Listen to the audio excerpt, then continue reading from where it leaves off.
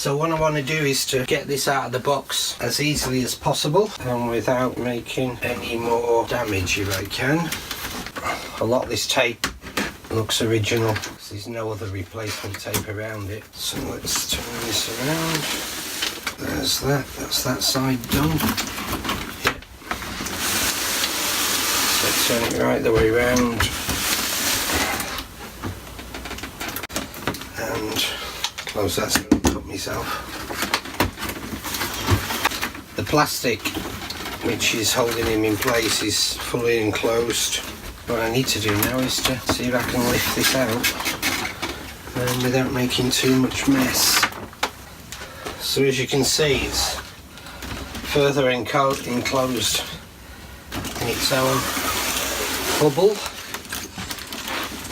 All the taping on the back of the bubble is original and intact, as are the ties. You can see these haven't been touched at all.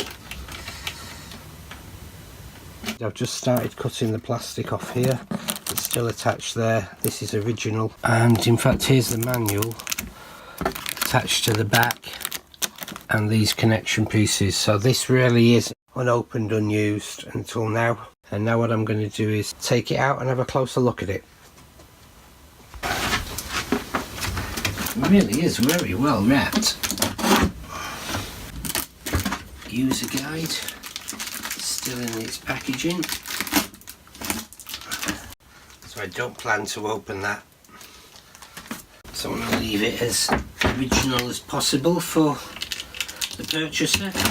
And the only reason for the opening is to make it safe. Let me take off the plastic cover.